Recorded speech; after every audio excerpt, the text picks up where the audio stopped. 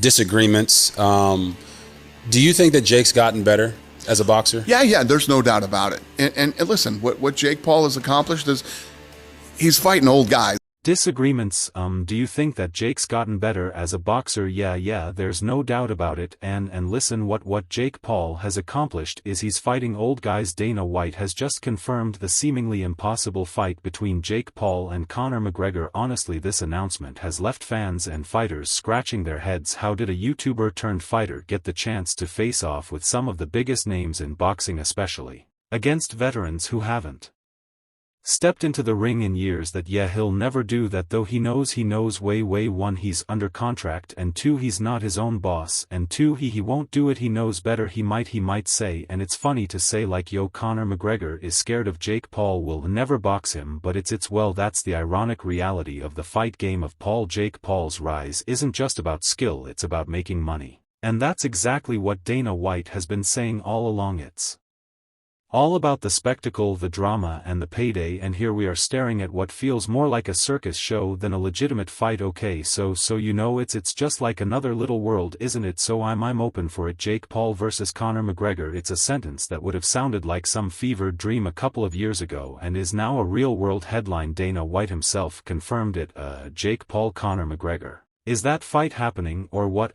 Probably not. No. Are you closed off to it completely? I'm never completely closed. Yeah, Dana White, the guy who once dismissed Jake Paul like he was some TikTok clown trying to play dress up in a real fighter world, and now Dana's Allen shaking hands, making deals, and basically turning the combat sports universe upside down. If this isn't the wildest twist in MMA history, I don't know what is. But the actual question is, why now? Why Jake Paul and why Conor McGregor? Turns out it's not just some random cash grab, though. Let's not pretend the money isn't obscene here. What we do here is completely different than what him and his brother are doing. You know what I mean? I'm looking for the absolute best in the world. These guys who have trained their whole life, they fight in these smaller shows, and then they make it to the UFC, and we put the best against the best. This is Dana White's move to stay ahead in the fight game, a way to tap into a new audience, while keeping the old fans grumbling but glued to their seat. You've got Jake Paul, the YouTuber turned boxer turned MMA hopeful, stepping into the octagon. It's a fight that doesn't care about tradition or rules, and honestly, that's why it's genius. Hate it, love it, tweet angrily about it, or whatever. You're still watching. It's funny to say, like, yo, Conor McGregor is scared of Jake Paul, will never box him, but it's true. And let's talk about Jake for a second. The guy knows how to stir the pot. Remember when he called out Conor McGregor publicly? Yeah.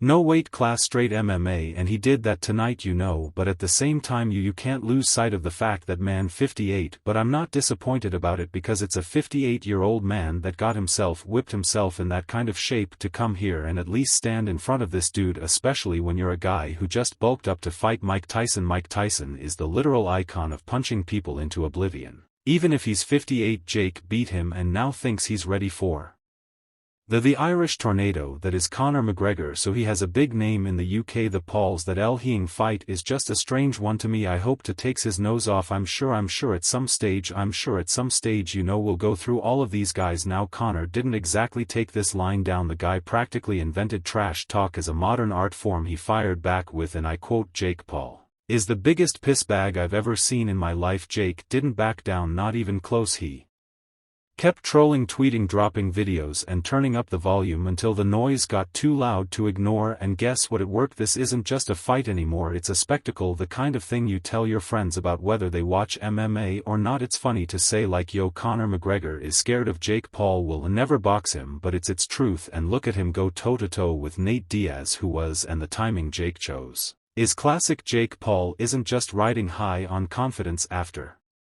his wins over Nate Diaz and Tyson, he's practically surfing on a wave of self-belief. The YouTuber nerds could be like, I would consider that a nixer. Your uncle's friend needs a radiator fitted in his house, so he'll do a side job and get a side pay. I consider them them guys to be. But this fight isn't just about Jake's ego or Conor's comeback. This is about what it means for combat sports. Is Jake Paul stepping into the MMA cage. That's a seismic shift. Jake vs. Conor is bigger than MMA, bigger than boxing. It's the ultimate crossover event where a YouTuber is colliding with a legacy fighter. Conor has 2 fights left on his fight deal, but the UFC is trying to renew their rights deal cause they license their content, which are the fights, to platforms, so they're trying to renew their deal with their negotiating let multiple people. But let's say it's going to go with ESPN and Conor. Let's not pretend he's just sitting pretty here. The man's got 2 fights left on his UFC contract and the timing couldn't be more perfect. The UFC is in the middle of negotiating their broadcast rights deal, and having Conor headline a fight gives them insane leverage. Dana White isn't just booking fights, he's playing chess on a whole different level and his own boss. And 2, he won't do it, he knows better. He might say, and it's funny to say, like, yo, Conor McGregor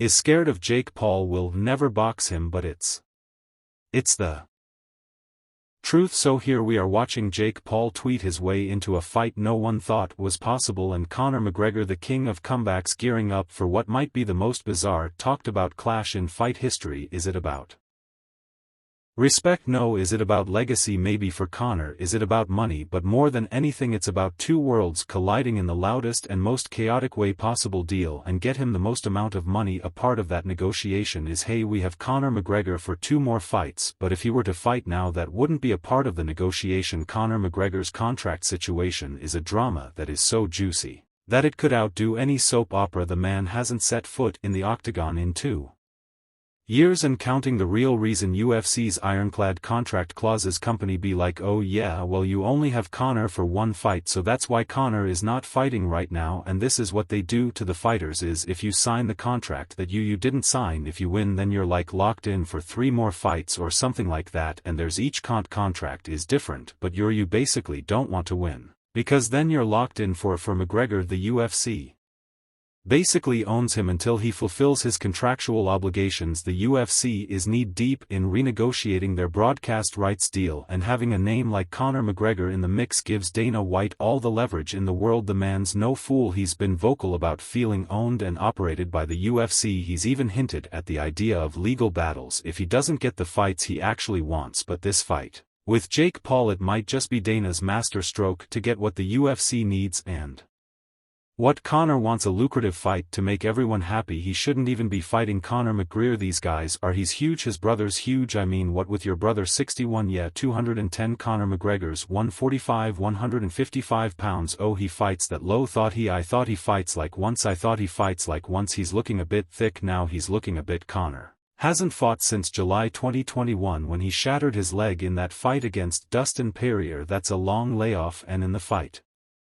world, ring rust is real. Meanwhile, Jake's been active, jumping from fight to fight like he's got something to prove, which, let's face it, he does. And then there's the weight difference. Jake Paul walks around at a solid 190 pounds while McGregor has spent most of his career fighting at 155. That's a 40 pounds gap, which might as well be a canyon in combat sports. How's that going to play out in an MMA fight? Will Jake's size and power give him the edge, or will Conor's speed and technique be too much for the younger fighter? What about you and Conor McGregor? Are you interested in that? Yeah, he'll never do that, though. He knows way well he's under contract. But let's not sleep on Jake Paul's growing reputation. He's gone from a punchline to a legitimate name in combat sports. Sure, the purists still roll their eyes, but even they can't deny the numbers for Conor. This fight is a chance to remind everyone who he is and show that even after injuries, time off, and all the distractions, he's still the notorious Just One. Jake Paul saying he was banned from all UFC events and then put the costume on. Yeah, nobody's banned from the UFC. Listen, that kid knows how to market. And Dana White, the man who spent the years scoffing at Jake Paul like he's some kind of pest buzzing around the UFC's greatness, has just pulled the ultimate plot twist. He greenlit Jake Paul versus Conor McGregor. And let's be real, this isn't just a fight, this is a gamble. Dana's